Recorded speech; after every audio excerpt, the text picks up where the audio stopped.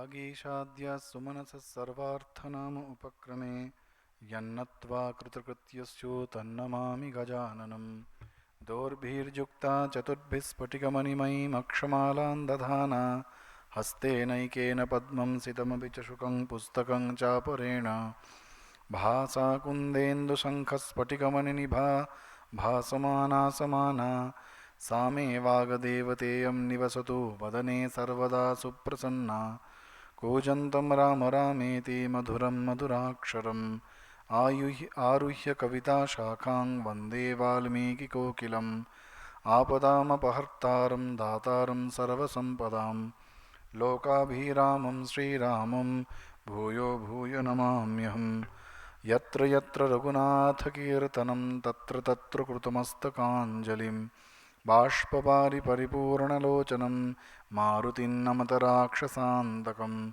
असाध्यसाधकस्वामिन् असाध्यं तव किं वद रामदूतकृपासिन्धो मत्कार्यसाधय प्रभो ॐ स्थापकाय च धर्मस्य सर्वधर्मस्वरूपिणे अवतारवरिष्ठाय रामकृष्णाय ते नमः।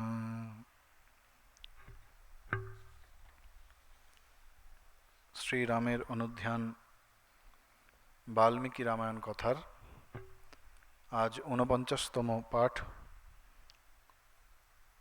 ও আলোচনা।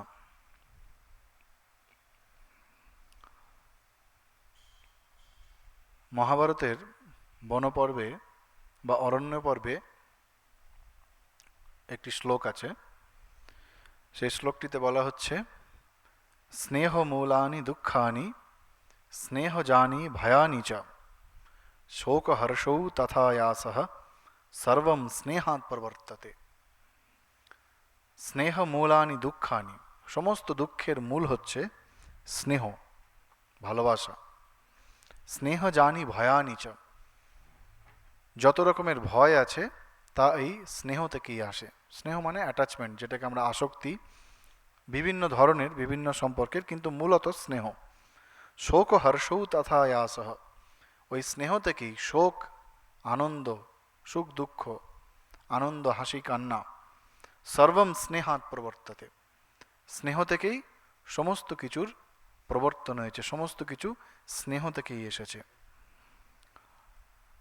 আমরা আগের দিন আলোচনা করেছি শ্রীরাম মঙ্গলম শীর্ষক পাঠ আলোচনাতে, যে কৌশল্যা শ্রীরামের প্রতি তার স্নেহবশত প্রথমে তার নিজ ইতিকর্তব্য ভুলেছিলেন, কিন্তু শ্রীরামের সান্নিধ্য তাকে তার কর্তব্য মনে করিয়ে দিচ্ছে এবং তার মধ্যে সেই বীর নারী হৃদয় এবং মাতৃশক্তিকে জাগরিত করছে। ফলে তিনি সমস্ত শোক দুঃখ ভুলে গিয়ে শ্রীরামের মঙ্গলাচরণ করছেন। মাকে সামলে নিয়েছেন শ্রীরাম, মা অনুমতি দিয়ে দিয়েছেন। এখন শ্রীরাম চলেছেন সীতার কাছে। রাজপথে যে সমস্ত প্রজারা এতক্ষণ আনন্দ করছিল তাদের মধ্যেও এই খবর ছড়িয়ে গেছে। তারাও দুঃখে অত্যন্ত কাতর, বিমর্ষ, এবং তাদের দেখে শ্রীরামচন্দ্র তিনিও অত্যন্ত দুঃখে কাতর হয়েছেন। সেই অবস্থায় তিনি সীতার কাছে পৌঁছাচ্ছেন দুঃসংবাদটি দিতে। বাল্মীকি প্রথম, মহাকবি মহামুনি বাল্মীকি প্রথম এই রামায়ণে এখনো পর্যন্ত সীতার সম্পর্কে এবার বলবেন। যে আদর্শের কথা আমরা ছোট থেকে শুনে এসেছি, সীতা সাবিত্রী দময়ন্তী, স্বামীজির কথায়, সেই সীতার সম্বন্ধে বাল্মীকি এখন আমাদের আলোকপাত করছেন। সীতার চারিত্রিক উৎকর্ষতা, তার ঝলক আমরা এই প্রথম রামায়ণের মধ্যে পাব। সীতার চরিত্র সম্বন্ধে বহু আলোচনা হয়েছে। ঠাকুর, মা, স্বামীজি তিনজনেই প্রচুর প্রশংসামূলক এবং তার যে উচ্চতম আদর্শের জীবন তার সম্পর্কে বহু উক্তি রয়েছে, সেগুলি আমরা পরে উল্লেখ করব। তার আগে আমরা দেখি কেন সীতার চরিত্র এত মহান। কেন স্বামীজি বলছেন যে তুমি পৃথিবীর যত গ্রন্থ সাহিত্য রয়েছে সব কিছু পড়ে শেষ করে ফেলতে পারো, বা ভবিষ্যতেও যত সাহিত্য রচিত হবে সব কিছু পড়ে তুমি শেষ করতে পারো, কিন্তু সীতার মতো একটি চরিত্র তুমি কোথাও দেখাতে পারবে না। সুতরাং রামায়ণ অবলম্বনে বাল্মীকির সর্বোত্তম সৃষ্টি হচ্ছে সীতা চরিত্র। রামের চরিত্রকেও ছাড়িয়ে গিয়েছে। সীতার আদর্শ, সীতার চারিত্রিক উৎকর্ষতা শ্রীরামের চরিত্রকেও ছাড়িয়ে গিয়েছে। কেন এত আলোচনা হয় সেটা আমরা এবার বুঝতে পারবো বাল্মীকির কথায়। শ্রীরাম পৌঁছেছেন সীতার কাছে। সীতা তিনি কিছুই জানেন না। বাল্মীকি বলছেন ন শুশ্রাব তপস্বিনী। সীতা কিছুই শোনেননি এখন অবধি। তিনি কিন্তু সেই আগের সংবাদটি মনের মধ্যে ধারণ করে আনন্দে রয়েছেন যে রামের রাজ্যাভিষেক হবে, এবং সেই জন্য তিনি ব্রত উপবাস এই সমস্ত করছেন। সেই জন্য তপস্বিনী বলা হচ্ছে। তিনি স্বভাবতই তপস্বিনী। উপরন্তু টিকাকার বলছেন রাম অভিষেকার্থ ব্রতোপবাসাদি নিয়ম বিশিষ্টা। তিনি স্বভাবতই তপস্বিনী, কিন্তু শ্রীরামের অভিষেকের জন্য সেই তপস্যার মাত্রা আরও বেড়েছে। তিনি পূজা উপবাস ইত্যাদি সব করছেন, আগেই আমরা দেখেছি। এই অবস্থায় শ্রীরাম প্রবেশ করলেন সীতার ভবনের মধ্যে। কিরমভাবে প্রবেশ করছেন? প্রহৃষ্টজন সম্পূর্ণম হ্রিয়া কিঞ্চিত অবাং মুখা। যে গৃহে সীতা রয়েছেন সকলে আনন্দে আত্মহারা, এতক্ষণ যে রামের অভিষেক হবে, তাদের মধ্যেই শ্রীরাম প্রবেশ করছেন। কিরকম? কিঞ্চিত লজ্জাবনত মুখে, একটু লজ্জা পেয়েছেন এবং মাথা হেঁট করে তিনি প্রবেশ করছেন। তার দুঃখ কিন্তু রাজ্য হারানোর জন্য নয়। আমরা আগেও বারবার বলেছি, তিনি নিজে রাজ্য হারিয়েছেন বলে বা তাকে বনবাসে যেতে হবে বলে তার দুঃখ নয়। তার দুঃখ যে তার বনগমনের জন্য মাতা কৌশল্যা, সীতা, সমস্ত প্রজাদের যে দুঃখ, সেইটি চিন্তা করে রামের দুঃখ। আমরা আগে এই অযোধ্যাকাণ্ডেরই দ্বিতীয় স্বর্গে ওখানে একটি শ্লোক ছিল, সেটি হচ্ছে ব্যসনেষু মনুষ্যাণাম ভৃশম ভবতি দুঃখিতঃ। তিনি প্রজাদের দুঃখে অত্যন্ত দুঃখিত হন, দুঃখে অভিভূত হন। উৎসবেষু চ সর্বেষু পিতেব পরিতুষ্যতি। আবার যখন প্রজারা কোনো উৎসবে আনন্দ করেন, তখন তিনিও যেমন পরিবারের পিতা, তিনিও তার পরিবারের সঙ্গে আনন্দ করেন, তিনিও সেই রকম। অর্থাৎ তার দুঃখের কারণ তার নিজের দুঃখ নয়, অপরের দুঃখ। সীতা কখনো রামকে এই অবস্থায় দেখেননি। তিনি কোনোদিন রামকে এত দুঃখে অভিভূত এই অবস্থায় কোনোদিন দেখেননি। সেই জন্য তিনি প্রশ্ন করছেন যে আপনি এই অভিষেকের প্রাক মুহূর্তে আপনার মুখ এত বিষণ্ণ বদন কেন? কেন ত্বমসি দুর্মণাহা? আপনার মনের মুখ এত বিষণ্ণ কেন? সাধারণত আমরা মনে যেরকম চিন্তা করি আমাদের মুখে তার প্রতিফলন হয়, যদি আমরা অভিনয় না করি। মন মুখ যদি এক হয় তাহলে মনের দুঃখ বা আনন্দ দুটি মুখের ওপর তার একটা প্রতিফলন হয়। তো শ্রীরামের মনের ভেতরে যে দুঃখ, সেই দুঃখের প্রতিফলন হচ্ছে তার মুখমণ্ডলে। সেই জন্য ত্বমসি দুর্মনা, কেন আপনার মন এত খারাপ?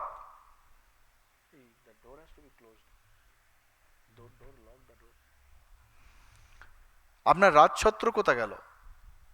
প্রতিষিদ্ধ শুভম ছত্রম ব্যাজতে চ সংস্কৃতে স্বলঙ্কৃতে। আমরা আগেই বলেছি যে শ্রীরাম যেই মুহূর্তে বনবাসে যাওয়ার সিদ্ধান্ত নিয়েছেন, সেই মুহূর্তেই তিনি সমস্ত রাজকীয় যা কিছু আচরণ সব কিছু তুমি ছেড়ে দিয়েছেন। তার রথ, সীতা জিজ্ঞাসা করছেন আপনার রথ কোথায়? কেউ আপনাকে হাওয়া করছে না কেন? মঙ্গল গীত কেউ গাইছে না কেন? আপনার পুষ্পক রথ কোথায় গেল? কারণ তিনি হেঁটে এসেছেন দশরথের কাছ থেকে, প্রথমে কৌশল্যার ভবন, সেখান থেকে তিনি হেঁটে এসেছেন সীতার কাছে।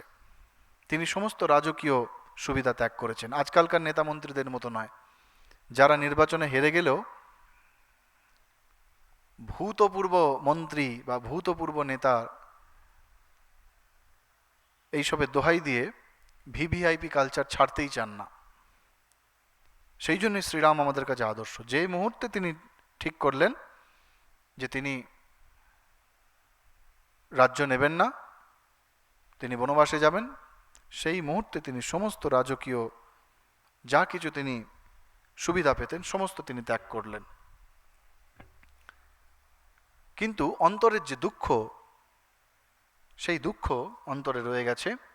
সেই জন্য সীতা বারবার জিজ্ঞাসা করছেন, অপূর্ব মুখবর্ণশ্চ ন প্রহর্ষশ্চ লক্ষ্যাতে, আপনার মুখে যে স্বভাবত আনন্দ দেখা যায়, আপনার মুখ যে সর্বদা আনন্দ থাকে, সেই আনন্দ আজ কোথায়?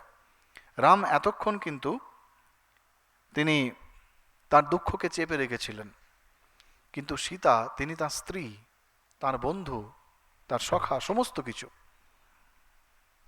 সেই জন্য সীতার কাছে তিনি কিছুতেই মনের দুঃখকে গোপন করতে পারলেন না।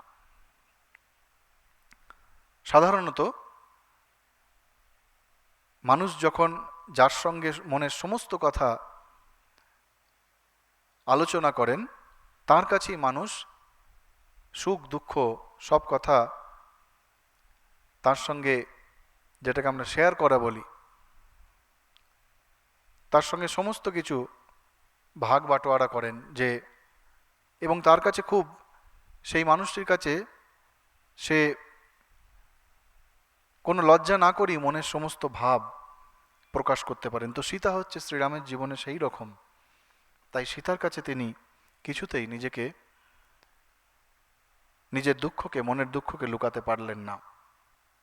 সীতার প্রশ্নের উত্তরে শ্রীরাম তার বনবাসে যাওয়ার কারণ এবং সমস্ত ইতিবৃত্তান্ত বললেন। যে ওই মাতা কৈকেয়ীর দুটি বর তিনি রাজা দশরথের থেকে পেয়েছিলেন, সেই জন্যই ভরত রাজা হবে, আমি বনে যাচ্ছি, এই কথা বলেই শ্রীরাম কিন্তু সীতাকে কিভাবে তাঁর অবর্তমানে থাকতে হবে সেই কথা বলছেন। কি বলছেন? ভরতস্য সমীপে তে নাহম কাত্যহ কদাচন। তুমি কিন্তু কখনো ভরতের সামনে আমার কথা বলবে না। শ্রীরাম কি জানেন না ভরত কত ধার্মিক? আগেও কৌশল্যাকে বলেছেন যে ভরত অত্যন্ত ধার্মিক, ভরত আপনার যত্ন করবে। কিন্তু সীতাকে তিনি এই কথা বলছেন কেন? কারণ তার চিন্তা, মানুষের মন পরিবর্তন হতে পারে। আজ ভালো আছে যে কাল খারাপ হবে না, তার কোনো কথা দিতে পারেন না কেউ সেরকম। তো বলছে কখনো ভরতের সামনে আমার প্রশংসা করবে না। কেন প্রশংসা করবে না? শ্রীরাম বলছেন, ঋদ্ধিযুক্তা হি পুরুষা না সহন্তে পরস্তবম তস্মান্নতে গুণাঃ কথ্যা ভরতস্যাগ্রতো মম। যারা ঋদ্ধিযুক্ত পুরুষ, যারা ঐশ্বর্যশালী পুরুষ, তারা অপর ঐশ্বর্যশালী ব্যক্তির প্রশংসা সহ্য করতে পারেন না। সুতরাং শ্রীরাম একটা সীতার প্রতি দুর্ভাবনা থেকে এই কথাটি বলছেন। এই কথার মধ্য দিয়ে শ্রীরামকে কখনো এইভাবে চিন্তা করা উচিত নয় যে তিনি ভরতকে সম্পর্কে খারাপ কথা বলছেন। তিনি তার দুর্ভাবনাটা প্রকট করছেন। এমনকি অন্যের কাছেও আমার কথা বলবে না।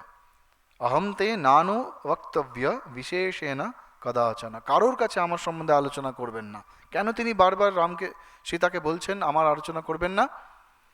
না, শ্রীরামকৃষ্ণদেবের কথায় সীতা হচ্ছেন রামময় জীবিতা। তিনি হচ্ছেন রামময় জীবিতা। তিনি রাম চিন্তা ছাড়া আর কোনো চিন্তা করেন না। আমাদের যদি মনে থাকে, রামায়ণের মূল গল্পটা তো সবাই জানে, যে শেষে যখন পাতাল প্রবেশ হচ্ছে সীতার, সেই সময় সীতা বলছেন, যদি মনে প্রাণে আমি কখনো শ্রীরাম ছাড়া অন্য কোনো পুরুষকে চিন্তা না করে থাকি, তাহলে হে পৃথিবী তুমি দুভাগ হও। সুতরাং তিনি কখনো মনে প্রাণে শ্রীরাম ছাড়া, তার মনে অন্য পুরুষ তো ছেড়ে দিন, কোনো চিন্তাই নেই তার মনে। তিনি হচ্ছেন রামময় জীবিতা। তিনি সর্বদা শ্রীরামের আলোচনা করেন, তিনি সর্বদা শ্রীরামের গুণগান, শ্রীরামের সব থেকে বড় ভক্ত তিনি। সেই জন্য তিনি রামের সম্বন্ধে কথা বলবেন না এমন সম্ভব নয়। সেই জন্যই রাম সীতাকে সাবধান করছেন বারবার যে কারোর সামনে আমার কথা বলবেন না। এবং তুমি কিভাবে থাকবে? শ্রীরাম বলছেন স্থিরী ভব মনস্বিনী। তুমি ধৈর্য ধরে থাকতে হবে তোমাকে। তুমি ধৈর্য ধরে, আর একজন স্ত্রী হিসাবে তোমার যে কর্তব্য, দেব পূজা করবে, প্রত্যেক দিন যে নিত্য পূজা করবে, পিতা দশরথের সেবা করবে, মাতা কৌশল্যার সেবা করবে, এবং শুধু মাতা কৌশল্যা নয়, অপর সকল মাতা অর্থাৎ কৈকেয়ী, সুমিত্রা, তাঁদেরও সেবা করবে। এটিও রাম একটু জোর দিয়ে বললেন, কারণ কৈকেয়ীর জন্যই আজকে রামের বনবাস। তাই কৈকেয়ীর প্রতি সীতার মনে যদি বিরূপ ভাবনা হয়, যদি ক্রোধ হয়, সেই থেকে রক্ষা করার জন্য তিনি বলছেন তুমি সকল মাতার সমানভাবে সেবা করবে, ভরতকে ভাতৃজ্ঞানে সেবা করবে নিজের ভাইয়ের মতো, এবং শত্রুঘ্ন সবার ছোট, তাকে পুত্র জ্ঞানে তাঁরও সেবা করবে। অর্থাৎ তিনি সীতাকে কিভাবে থাকতে হবে তার কথা বলছেন। আর কি বলছেন শেষে? বারবার একটি কথা, যে ভরতের অনুকূলবর্তিনী হয়ে থাকবেন, কারণ ভরত হচ্ছে রাজা। রাজার অনুকূলবর্তী আমাদের থাকা উচিত। বিপ্রিয়ম চন কর্তব্যম ভরতস্য কদাচন। কখনো ভরতের অপ্রিয় কাজ করবে না, কারণ ভরত হচ্ছে রাজা। তাই ভরতের অনুকূলবর্তিনী হয়ে, ধর্মপরায়ণা হয়ে, সত্যপরায়ণা হয়ে তুমি বাস করবে, আর তোমাকে অযোধ্যাতেই থাকতে হবে। রাম জোর দিয়ে বলছেন তোমাকে অযোধ্যাতেই থাকতে হবে।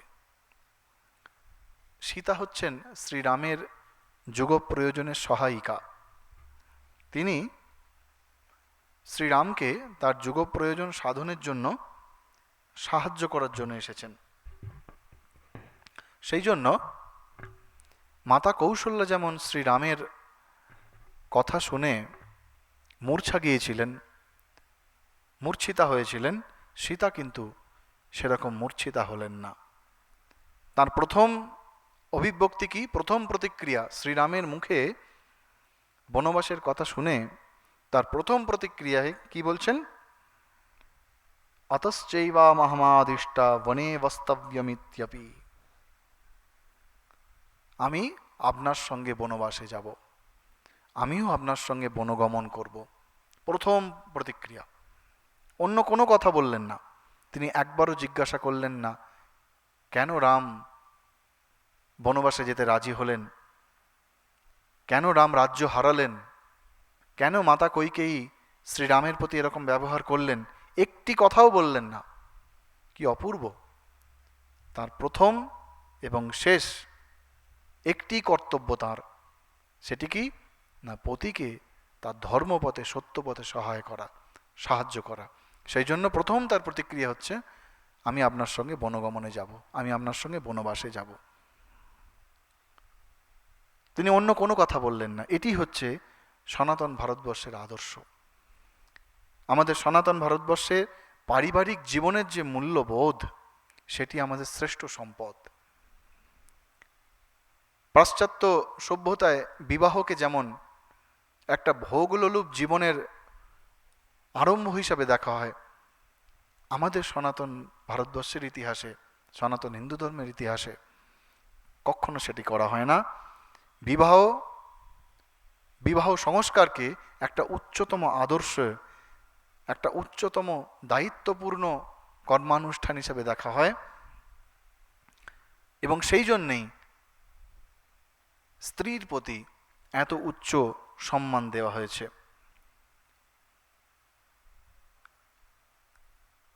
গোন্দাবলেকার মহারাজ বলে একজন খুব পুরানো সন্ত সাধু, তিনি মহারাষ্ট্রের, যিনি শ্রীরাম জয় রাম জয় জয় রাম এই মন্ত্রকে সকলের কাছে পৌঁছে দিয়েছিলেন, তিনি এক জায়গায় বলছেন, যদি বিবাহ জীবনের মূল্যবোধ অধঃপতিত হয়, তাহলে তা হবে আমাদের ভারতীয় সমাজের চরম অবক্ষয়।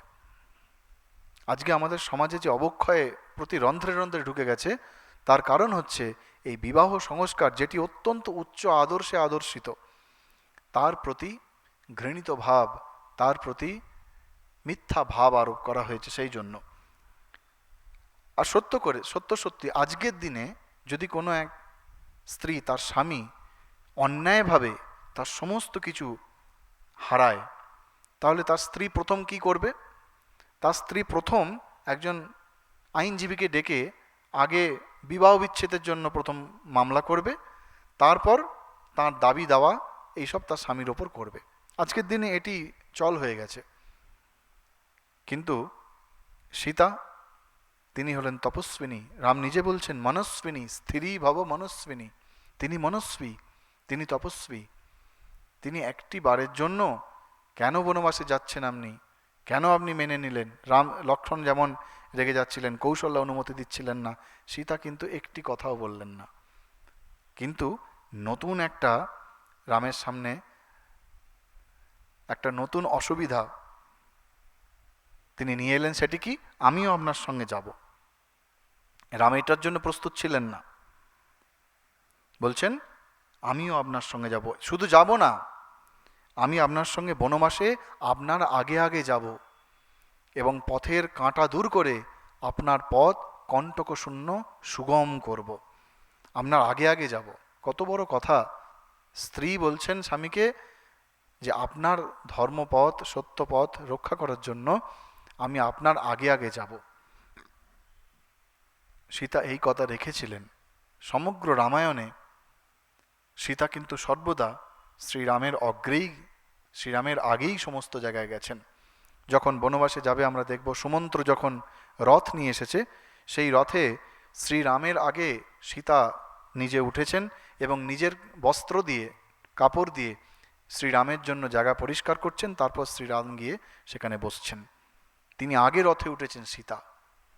আবার রাবণ বধ করা এবং শ্রীরামের সত্য রক্ষা করার জন্য তিনি তো প্রতিজ্ঞা করেছেন যে তিনি রাক্ষসদের বধ করবেন, আমরা বনবাসের মধ্যে পাবো। তিনি প্রতিজ্ঞা করছেন এক জায়গায় যে সমস্ত রাক্ষসদের বধ করে মুনি ঋষিদের যে সমস্যার সমাধান তিনি করবেন। সেই সত্য রক্ষার জন্য সীতা সবার প্রথম লঙ্কাতে গেলেন রাবণের কাছে। রাবণ তাকে হরণ করে নিয়ে গেল, সীতা গেলেন প্রথম, পরে কিন্তু রাম লক্ষ্মণ হনুমানেরা সব গিয়েছিলেন। যুদ্ধের শেষে সীতা নিজে অগ্নি পরীক্ষা দিয়েছেন। অগ্নি পরীক্ষা দিয়ে নিজের প্রমাণ দিয়েছেন। সেই জন্য মর্যাদা পুরুষোত্তম শ্রীরামের মর্যাদা রক্ষা করার জন্য সীতা সর্বস্ব ত্যাগ করেছেন। যখনই জীবনে একটু আনন্দ উপভোগ করার সময় এসেছে, তখনই তিনি দুঃখের মার্গ অবলম্বন করে সমস্ত কষ্ট সহ্য করেছেন। আমরা জানি শ্রীরামের পট্টাভিষেকের পরে কিছুকাল তিনি শ্রীরামের সঙ্গ পেয়েছেন, সান্নিধ্য পেয়েছেন, রাজা হিসাবে শ্রীরামের সান্নিধ্য পেয়েছেন। তারপরেই তাকে আবার বনবাসে যেতে হয়েছিল। সেখানেও তিনি শ্রীরামের মর্যাদা রক্ষা করার জন্য তিনি বনবাসে গেছেন এবং সব শেষে পাতাল প্রবেশ যখন হচ্ছে তার, সেখানেও তিনি প্রথম নরলীলা সাঙ্গ করে তিনি তার স্বধামে ফিরে গেছেন। সুতরাং এই যে কথা দিচ্ছেন এখানে সীতা, আমি আপনার আগে আগে যাব, প্রকৃতপক্ষেই তিনি শ্রীরামের আগে আগে গেছেন। সেই জন্য আজকাল অনেকে নারীকে সমান অধিকার দেওয়ার জন্য বলেন। আজকালকার দিনে এটি খুব সমাজের মধ্যে বহুল প্রচলিত একটি বিষয় যে নারী এবং পুরুষ তাদের দুজনের মধ্যে সমান অধিকার দেওয়া উচিত, দুজনকে, কাউকে অবহেলা করা উচিত নয়। কিন্তু সনাতন ভারতবর্ষে সমান তো ছেড়ে দিন, নারীকে দেবীর স্থান দেওয়া হয়েছে, মায়ের স্থান দেওয়া হয়েছে, যেটা সমান অধিকারের থেকে অনেক উঁচুতে। স্বামীজি নিজেও বলছেন যে ভারতে সকল নারী প্রকৃতির মধ্যে সর্বোচ্চ হলেন মা, স্ত্রীর চেয়েও উচ্চতর। সুতরাং আমাদের সমাজে নারীকে কখনো অসম্মান করা হয়নি, তাকে একবারে সর্বোচ্চ স্থান দেওয়া হয়েছে, সর্বোচ্চ সম্মান দেওয়া হয়েছে। তো সীতা বলছেন যে আপনি ঈর্ষা ক্রোধ এসব ত্যাগ করে খাওয়ার পরে, ভোজন, আমরা যখন খাবার খাই সেই ভোজনের পরে পানীয় জলের মতো আমাকে আপনার সঙ্গে নিয়ে যান। ঈর্ষা কেন? এখানে স্ত্রী নিজে বনে যেতে চাইছেন, সেইটি ভেবে যদি রামের মনের মধ্যে কোনো একটা দ্বিধা আসে, সেইটির কথা বলা হচ্ছে। বলছে এসব আপনি ত্যাগ করুন, আমি কোনো বড় বড় উচ্চ অট্টালিকায় থাকা বা আকাশযানে ভ্রমণ করতে চাই না। আমি কোনো সুখ স্বাচ্ছন্দ্যের জীবন চাই না। আমি আপনার পদচ্ছায়ায় থাকব, আপনার পদচ্ছায়ায়। পদচ্ছায়া বিশিষ্যতে ভর্তুহু পাদচ্ছায়া বিশিষ্যতে। আমি আপনার শ্রীচরণের সেই ছায়াতে আমি থাকব। শ্রীরাম একটু আগে কৌশল্যাকে যে সমস্ত যুক্তিতক্ক দিয়ে বোঝাচ্ছিলেন, এখন সীতা সেই সমস্ত যুক্তিতক্কগুলোই শ্রীরামের বিরুদ্ধে ব্যবহার করছেন। মূলত শ্রীরাম কৌশল্যাকে কোন যুক্তি দিয়ে বনে যাওয়ার জন্য বিরত করলেন? যে পত্নী হিসাবে আপনার কর্তব্য পতির সেবা করা, সুতরাং আপনাকে অযোধ্যাতে থাকতে হবে, আপনি আমার সঙ্গে যেতে পারেন না। এখানে সীতা সেই কথাগুলিই বলছেন যে আমি আপনাকে ছাড়া কি করে থাকব? আপনি আমার পতি, আপনি আমার স্বামী, আপনি আমার ইষ্ট। আমি আপনার কাছে থাকবো মানে আমার পিত্রালয়, অর্থাৎ মেয়েরা সবসময় বাপের বাড়ি যেতে খুব পছন্দ করে, কারণ সেখানে সে স্বাধীনভাবে থাকতে পারে, সেখানে সে জন্মেছে, বড় হয়েছে। বলছে আপনার কাছে থাকা আমার পিত্রালয়ে থাকার মতো, বাপের বাড়িতে থাকার মতো। আর কি, আমি সমস্ত বনবাসের যে ব্রত, ব্রহ্মচারিণী ব্রত ধারণ করব, আপনার সঙ্গে থাকব, ফলমূল খাবো, আমি আগে আগে যাব আর আপনার পরে আহার করব, অর্থাৎ আপনার সমস্ত সেবা আমি করব। আপনি তো সকলের রক্ষাকর্তা, তাই আমার কোনো চিন্তা নেই, আপনি আমাকে নিশ্চয়ই রক্ষা করবেন বনের মধ্যে। সেই জন্যে বনে আমি যাবই, একদম জোর দিয়ে বলছেন। সাহম ত্বয়া গমিষ্যামি বনম অদ্য না সংশয়। বনে আমি যাবই, এতে কোনো সন্দেহ নেই, আপনার সঙ্গে আমি যাবই।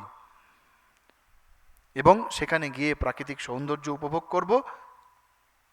রাজমহলের মধ্যে থেকেও একজন স্ত্রী তার এই বনগমনে যাওয়ার যে অতি উৎসাহ, এটি আমাদের বিরল, বিশ্ব সাহিত্যের মধ্যে এটি বিরল। বলছে আমি স্বর্গও চাই না, আমি স্বর্গে যেতেও চাই না, আমি আপনার সান্নিধ্য চাই। ব্যতিক্রমম ন বেত্স্যামি স্বর্গোপিহি নামে মতঃ। আমি স্বর্গে যেতেও চাই না। সতীসাধ্যী স্ত্রী তারা স্বর্গে যেতে চান, আমি স্বর্গে যেতেও চাই না, আমি শুধু চাই তবৈব পাদাবুপগৃহ্য সম্মতা, আপনার চরণ যুগলের সেবা করে আপনার সান্নিধ্য লাভ করতে চাই আমি। শ্রীরামের সব থেকে বড় ভক্ত হচ্ছেন সীতা। তিনি জানেন বনবাসের 14টি বছর শ্রীরাম তো তার শুধু পতি বা স্বামী নন, তিনি তার ইষ্ট দেবতা। সেই ইষ্ট দেবতার সঙ্গ করার লোভ কেউ ছাড়তে পারে নাকি? সেই জন্য এখানে সীতার মধ্যে তিনি যেমন শ্রীরামের স্ত্রী, তেমনি রামের সব থেকে বড় ভক্ত। সেই ভক্ত আকুল নয়নে এখানে প্রার্থনা করছেন যে আমি আপনার সান্নিধ্য লাভ থেকে যেন বঞ্চিত না হই। কিন্তু রাম, তিনি তো সহজে মানবেন না। তিনি কি অত সহজে মেনে নেবেন? রাম কিন্তু মানলেন না। রাম বনগমনে বা বনবাসের দুঃখ কষ্টের কথাগুলি একটা একটা করে তুলে ধরলেন। যে বনগমন অত্যন্ত দুর্গম, সেখানে হিংস্র পশু নির্ভীকভাবে বিচরণ করে, নদীতে কুমির আছে, বুনো হাতি আছে, বাঘ ভাল্লুক এত কিছু সব আছে, সাপ আছে, সেখানে তোমার অনেক কষ্ট হবে, দুঃখময়, দুঃখ হবে তোমার, তুমি কষ্ট পাবে। দুঃখমে বা সদাবনম, বনবাস সর্বদা দুঃখের, সুতরাং তোমার যাওয়া উচিত নয়। বনের মধ্যে রাস্তাঘাট, সেখানে কাঁটা পড়ে থাকে, খাবার জল থাকে না, ঝরা পাতার বিছানায় তোমাকে শুতে হবে, ইন্দ্রিয় সংযম ফলাহার করতে হবে, এমনকি তুমি তোমার পরিধানের যে বস্ত্র সেটিও ওই এখনকার মতো থাকবে না, হয়তো গাছের ছাল পরতে হবে। এই কষ্টের মধ্যে তোমাকে আবার নিত্য পূজা করতে হবে, ফুল তুলতে হবে, 3 বার স্নান করতে হবে, আহার বিহার সমস্ত কিছু নিয়ম মাফিক করতে হবে। সুতরাং শীতে দুঃখম মতো বনম, হে শীতে, বনে যাওয়া অত্যন্ত কষ্টকর, তুমি বনে যাওয়ার জেদ ধরো না। ঝড় বৃষ্টি হলে আরও কষ্ট হবে, পতঙ্গ কীট পোকা সমস্ত কিছু বনের মধ্যে আছে। এবং সর্বোপরি শ্রীরাম বলছেন ক্রোধ লোভ বিমুক্তব্য কর্তব্যা তপসে মতিহি ন ভেতব্যম চ ভেতব্যে দুঃখম নিত্যমতো বনম। যে ক্রোধ লোভ সব ত্যাগ করতে হবে, তপস্যা করতে হবে, আর ভয়ের কোনো কারণ সৃষ্টি হলেও তুমি ভয় পেলে চলবে না। কি ভীষণ কথা! যদি ভয় পাওয়ার মতো কোনো অবস্থা সৃষ্টি হয়, তাও তুমি ভয় পেলে চলবে না। অত্যন্ত কঠিন কাজ। সেই জন্য দুঃখম দুঃখম নিত্যমতো বনম, বনে যাওয়া অত্যন্ত দুঃখকর। এখানে শ্রীরামচন্দ্র বনবাসের দুঃখের কথা তুলে ধরছেন, একই সঙ্গে বনবাসে থাকলে আমাদের কি কি করা উচিত তার কথাও এখানে শ্রীরামচন্দ্র তুলে ধরছেন। শ্রীরামকৃষ্ণদেব বারবার আমাদের নির্জন বাসের কথা বলেন।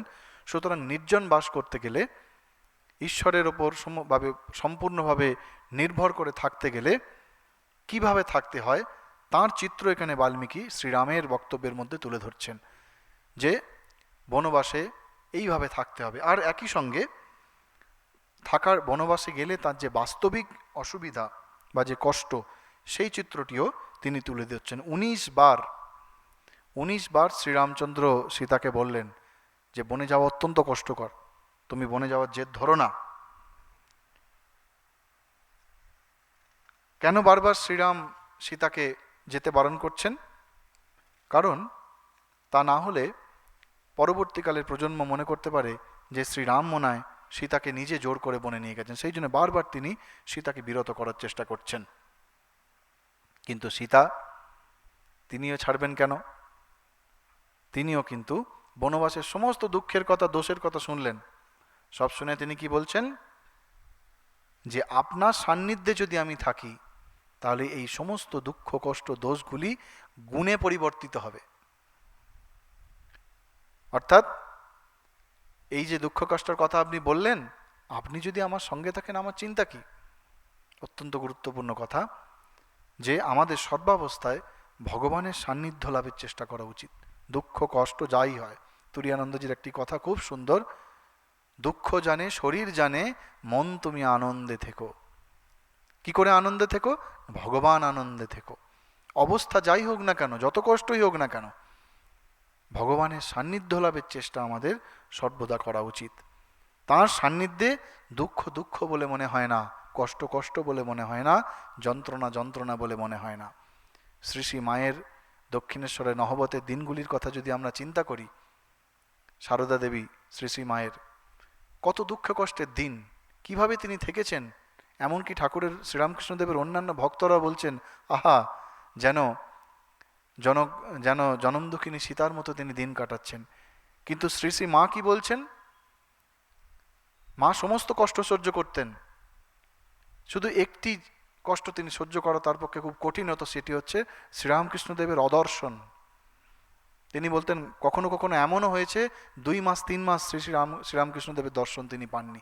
সেইটি শুধু কষ্ট ছিল তার পক্ষে, বাকি আর কোনো কষ্ট তার কষ্ট মনে হতো না। তিনি কি বলতেন? যে হৃদয়ে যেন সর্বদা আনন্দের ঘট বসে রয়েছে, আনন্দের ঘট বিরাজ করছে। সেই আনন্দের ঘটের আনন্দের কারণ কি না? তার পতি তথা ইষ্ট দেবতা শ্রীরামকৃষ্ণদেবের সান্নিধ্য। সীতা এখানে একই কথা বলছেন, যে আপনার সান্নিধ্যে সমস্ত দোষ সেগুলি গুণ হয়ে যাবে। আপনার সান্নিধ্য পেলে বনের সমস্ত পশু পক্ষীরা পালিয়ে যাবে, কেউ আমার ক্ষতি করতে পারবে না। আপনি আমার সঙ্গে থাকলে দেবরাজ ইন্দ্রও আমার কোনো ক্ষতি করতে পারবে না। আমাকে যদি বনে না নিয়ে যান তাহলে পতি ছাড়া আমি থাকবো কি করে? আপনার বিচ্ছেদে আমার প্রাণ ত্যাগ হয়ে যাবে, আমি বাঁচতে পারবো না। এইসব বলে সীতা দৈবের কথা বলছেন। আমরা জানি লক্ষ্মণকে শ্রীরামচন্দ্র দৈবের কথা বলেছেন, যে বিধির বিধান, অর্থাৎ এটি হচ্ছে দৈব আমার বনে যাওয়া। এখন সীতাও দৈবের কথা বলছেন। কি বলছেন সীতা? যে আমার বিবাহের পূর্বেই আমি আমার পিতৃগৃহে, অর্থাৎ আমার বাপের বাড়িতে আমি শুনেছি যে আমাকে বনবাস করতে হবে। সত্যম বাস্তব্যম কিলমে বনে, আমি আগেই শুনেছি যে আমার কপালে বনবাস আছে। সুতরাং তখন থেকেই আমি বনবাসে যাওয়ার জন্য অত্যন্ত উৎসাহী, অত্যন্ত আগ্রহী। আমি বনে যেতে উদ্গ্রীব। ব্রাহ্মণদের সেই ভবিষ্যৎবাণী সত্য হোক। এবং আমি আমার মাতার কাছে ছোটবেলাতে বনে বাস করা একজন শান্তচিত্তা তাপসীর গল্প শুনেছিলাম। তখন থেকে আমি বনে যাবার জন্য অত্যন্ত উৎসুক। তাই বনবাসী হয়ে আমি যাতে আপনার সেবা করতে পারি সেই সুযোগ আপনি আমাকে দিন। বনবাসস্য শূরস্য মমচর্যা হি রোচতে। বনবাসে গিয়ে আপনার সঙ্গে থেকে আপনার সেবা করা, এইটি আমার একমাত্র উদ্দেশ্য, আপনি আমাকে সেটি থেকে বঞ্চিত করবেন না। আর কি, তিনি শ্রুতি প্রমাণ দিচ্ছেন। কি প্রমাণ দিচ্ছেন? প্রত্যভাবে হি কল্যাণ সঙ্গমো মে সদা ত্বয়া। যে শ্রুতিতে রয়েছে, শ্রুতির হি শ্রূয়তে পুণ্যা। শ্রুতি বলছে, শ্রুতি মানে বেদ বাক্য, বেদে বলা হচ্ছে যে মৃত্যুর পরে আমরা পুণ্য বলে, আমার পুণ্য বলে আমি আপনার সঙ্গে সর্বদা মিলিত হব। অর্থাৎ আমি আপনার জন্ম জন্মান্তরের স্ত্রী, আমি আপনার জন্ম জন্মান্তরে জীবন সঙ্গিনী। কেন আপনি আমাকে নিয়ে যেতে চাইছেন না? কেন আপনি আপনার সুখ দুঃখের ভাগী আপনাকে করতে চাইছেন না? তারপর চরম কথা বললেন, যদি আপনি না নিয়ে যান তাহলে মৃত্যু কামনায় আমি বিষ পান করব, অথবা অগ্নি বা জলে প্রবেশ করে আমি জীবন ত্যাগ করব। একেবারে চরম কথা বলে দিলেন। কিন্তু শ্রীরাম তিনি এখনো রাজি হচ্ছেন না।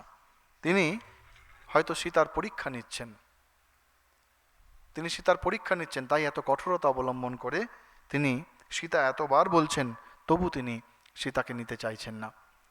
শেষে সীতা চোখের জল, তিনি চোখের জল ফেলছেন, এবং সেই চোখের জল পড়ছে কোথায়? ধরিত্রী, অর্থাৎ নিজ মাতা। সীতার মাতা তো ধরিত্রী, বসুমতী, যিনি সীতাকে শিখিয়েছেন যে কখনো ধর্মপথ ত্যাগ করো না। তিনি চোখের জল ফেলছেন। এখানে শ্রীরামচন্দ্র হচ্ছেন স্থিরচিত্ত, তিনি একেবারে নিজস্ব সিদ্ধান্তে অটল, তিনি সীতাকে একদম নিতে চাইছেন না। আর সীতা হলেন দৃঢ়চিত্ত, তিনি একদম বনবাসে যাওয়ার জেদ ধরে বসে আছেন, আমি যাবই আপনার সঙ্গে। আমরা একদম প্রথমে আলোচনা করেছিলাম রামস্য অয়নম রামায়ণম, অর্থাৎ শ্রীরামের জীবন গতি। কিন্তু শ্রীরামের জীবন গতির মধ্যেও সীতার এই দৃঢ়চিত্ত ভাব, সেটা স্বয়ং রামও তাকে নিবৃত্ত করতে পারছেন না, রামও তাকে বোঝাতে পারছেন না। যে যুক্তি দিয়ে তিনি কৌশল্যাকে বিরত করেছিলেন, সেই যুক্তি সীতা এখন শ্রীরামের ওপর প্রয়োগ করছেন। এই হচ্ছে রামায়ণের মাহাত্ম্য। এটি একটি অনন্য মহাকাব্য, এটি একটি অনন্য শাস্ত্র, যা কালাতীত, দেশাতীত, চিরন্তন। চিরন্তন এটি, এটি একটি চিরন্তন সত্য, নিত্য নতুন, জীবন মূল্যবোধে আনন্দে ভরপুর। এটি যেন সূর্যের মতো, এই রামায়ণের যে মাহাত্ম্য, এটি সূর্যের মতো। কেন? কারণ সূর্য হচ্ছে চিরপুরাতন, চিরনূতন। রোজ আমরা সূর্যকে দেখি, তবুও প্রত্যেক দিন সূর্যোদয়ের সঙ্গে একটি নতুন দিনের উদ্ভব হয়, একটি নতুন দিনও আসে, চিরপুরাতন নতুন শিশু। সেই তার মতো রামায়ণ হচ্ছে কখনো পুরাতন হয় না, পুরাতন হলেও এটি চির নতুন। তাই আমাদের জীবনে আজও এটি এত প্রাসঙ্গিক, এত জীবন্ত, এবং এটি কোনো একটি ব্যক্তির জন্য নয়, কোনো একটি সমাজের জন্য নয়, এটি সমগ্র মানব সভ্যতার জন্য। এবং সেই রামায়ণের মধ্যে আজকে আমরা প্রথম বাল্মীকি সীতার মতো এত উচ্চ চরিত্র, উচ্চ আদর্শের চরিত্র, তাকে তিনি উপস্থাপিত করছেন। স্বামীজি বারবার সীতার গুণগান গাইছেন, বহু জায়গায় সীতার গুণগান গেয়েছেন, যে তুমি জগতের সমস্ত সাহিত্য পড়ে ফেলো, বা যে সমস্ত সাহিত্য সৃষ্টি হয়নি সেগুলোকেও ভবিষ্যতে তুমি পড়ে ফেলো, কিন্তু সীতার মতো একটি চরিত্র কখনো পাওয়া যাবে না। তো রাম এখনো রাজি হচ্ছেন না।